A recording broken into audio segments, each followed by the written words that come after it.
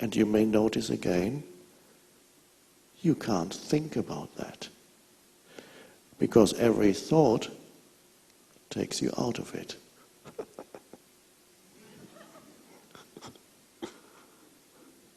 Now, this is an amazing, it is a radical, revolutionary, amazing thing for a human being to discover in him or herself that possibility, that dimension of consciousness. You can be aware of awareness. Or, in other words, because there seems to be some duality here, which isn't there, you become self-aware. Or, to put it in other words, awareness, consciousness, becomes conscious of itself. No object in it.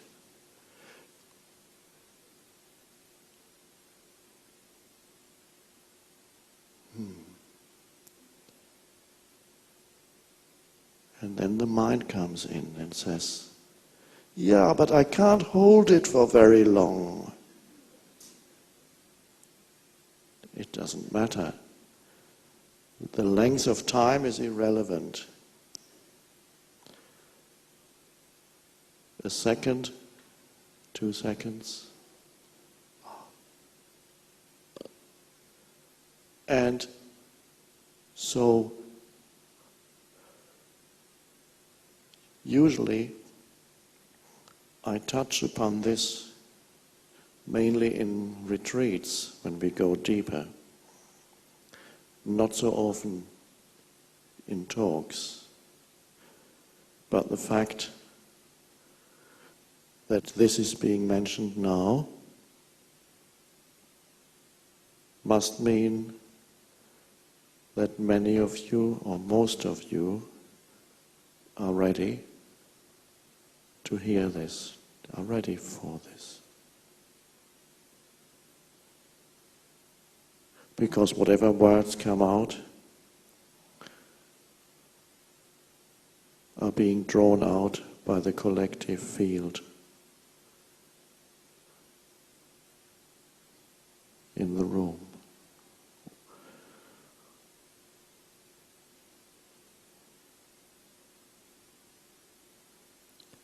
So there's the possibility for you to become self-aware. That is who you are. And you cannot put a name or concept to it. It's like a feeling of coming home. Oh. It's always there that the awareness is the background to all your experiences. You couldn't experience anything. In any experience, there must be someone or something that makes that experience possible, that makes that sense perception possible. Even a dreamlike thing, and ultimately all of life is dreamlike. Even a dream, you say, oh, it's only a dream, it's not real. And yet, even in a dream, and our ordinary life is also a kind of dream, because it passes, everything passes very quickly. The forms in your life, they pass very quickly. Go fleeting, everything is very fleeting. Every experience is fleeting. And then comes the next form. So it's not just the dream that you dream when you sleep, the dream of a normal existence that has a dreamlike quality. And yet, even in a dream that you dream at night, there must be something that is real, because something that enables the forms that appear in the dream to be there. There must be something there that makes the dream possible. There must be a canvas on which the dream images are painted. There must be a field of consciousness in which the dream happens, out of which these forms come, and when they finish, to which they return. So there is in this dreamlike world, there must be an essence that is not part of the dream. And if you do not know that essence consciously, you are lost in the dream. Just as you are lost in the world of thinking, with no other reference point, nothing else in your life but the continuous flux of thoughts and then experiences. Lost in thought and lost in the world.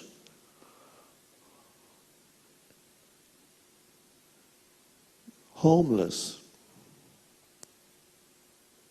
Hoping to arrive home and always looking to the future for that sense of fulfillment or completion that only the present moment can give you.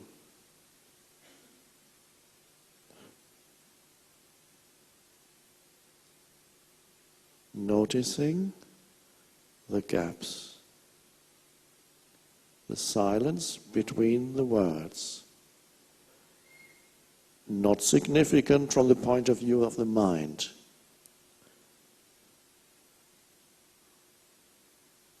When you notice the gap, stillness is in you, because only the stillness in you recognizes it. And the stillness is also the alertness.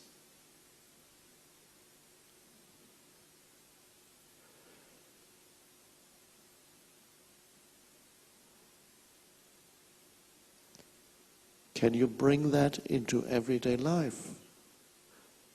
That you wake up many times during the day, you wake up out of being lost in some kind of activity, being lost in some kind of mind stream.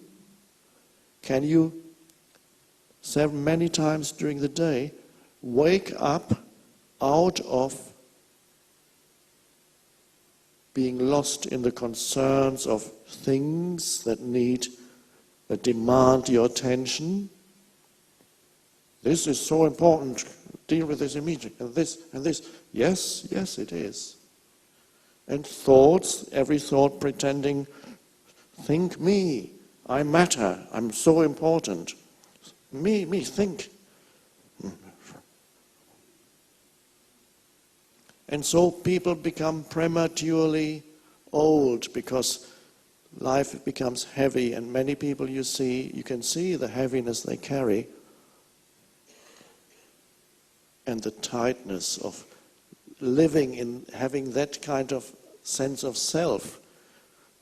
They become more and more rigid, and it never stops up here. Can you wake up out of thought into the aliveness, the alertness that you only have, that is inseparable from present moment? That is ultimately the meaning of now. Ultimately, what the now is yourself. The field of consciousness in which the entire world appears. The now is the space. And then there's the content of your life. There's the space of who you are, and there's the content of what happens in your life. Most people are completely lost in the content of their life, what fills up their life. I call it sometimes life situation. And Churchill's definition of history applies. One damn thing after another. And then you remember things from your life situation. That becomes your personal history, which is a stream of thoughts, with some emotions that go with those thoughts. And for many people, their personal history is a dreadful thing to carry. They are not happy with it. Not happy with the story of me. Not happy with what somebody did to me, or what they did to me, or what I did to them. Not happy with the way it went, my story. And so you carry for the rest of your life a pseudo-identity called your personal history. And that gives you your sense of self. What a dreadful thing. A story that you repeat in your head again and again and tell others about it probably. That you keep alive through thinking, and the emotions that go with it you keep alive. You have to cling to this, because who are you without that? Now, of course, you don't have to forget your story. No. But see how much deeper you are than the content of your life. If you're only looking to content, your life will never be fulfilled, because it is a bottomless pit. The ego looks for more to fulfill me. Material possessions, bank account, knowledge, experiences, relationships, drugs, food, whatever it is, as long as it's more.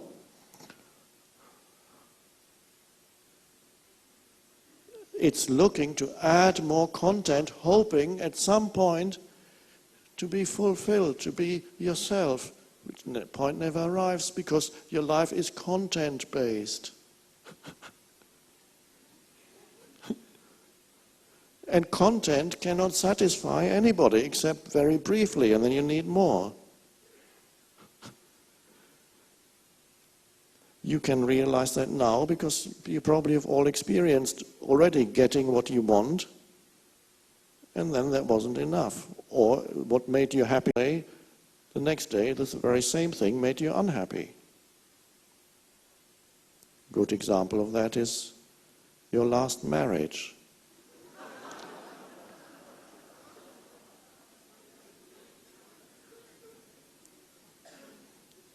She made me so happy, and then she made me so unhappy.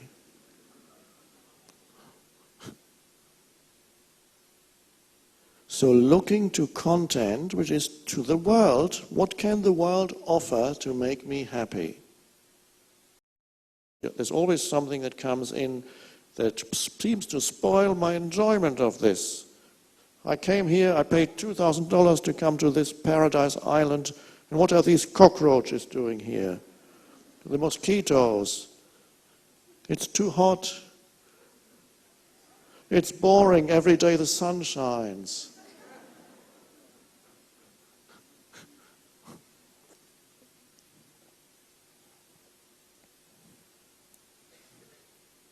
And the great job. Finally, I got this big, important job. And then it's making me ill with stress.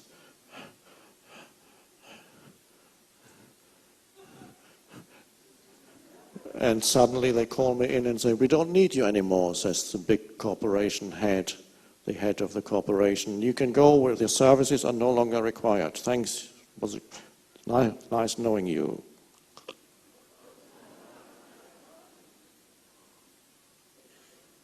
That was my life, my identity, the content of my life.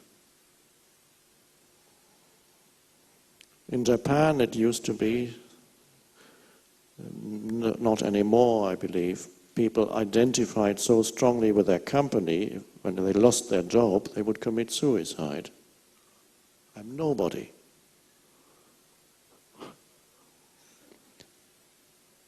Content. And content comes and goes. It's not ultimately satisfying. It cannot be. So you drop that expectation, and then you just allow this moment to be as it is, including the imperfection, the so-called imperfection of this moment. This shouldn't be happening, yeah, but it is. What disappears is the gap between what I want and what is. I want means I want it to be in a certain way. The content of my life should be like and that is the gap of unhappiness, of suffering. And most people continuously go through life, I want, and this is, and there's the gap.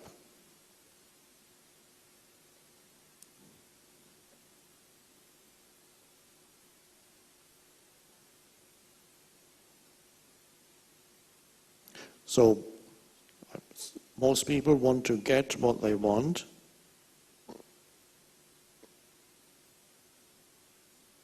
Whereas the secret is to want what you get at this moment.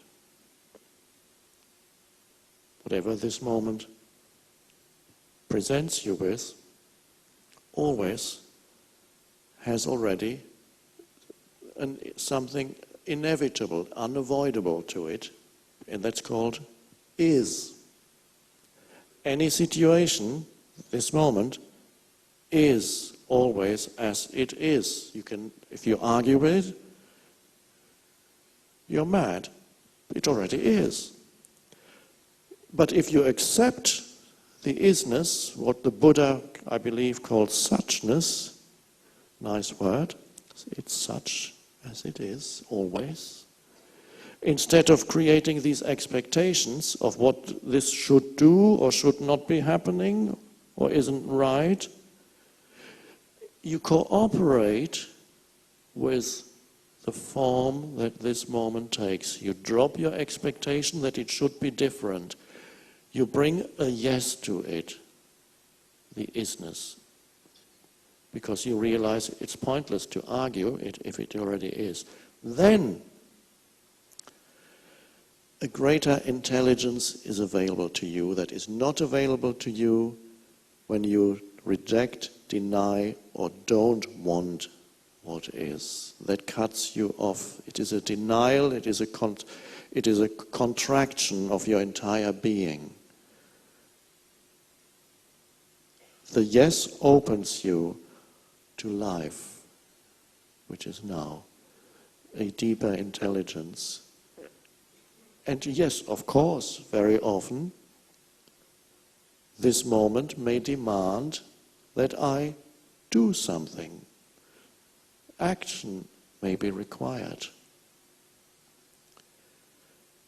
And action can come either from denial, it can come out of the dislike of what is, and that can be quite strong.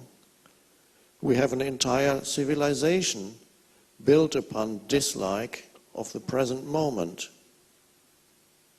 trying to get to some future moment that's going to be better.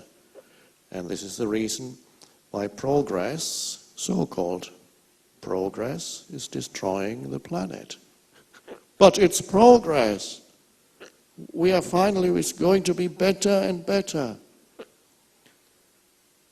When we've destroyed all the forests and contaminated all the oceans, we will finally have completed our progress.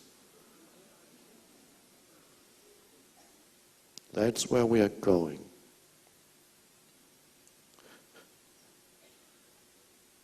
So action, of course, our civilization, the Western world, and part of the Eastern world, which is also the Western world now,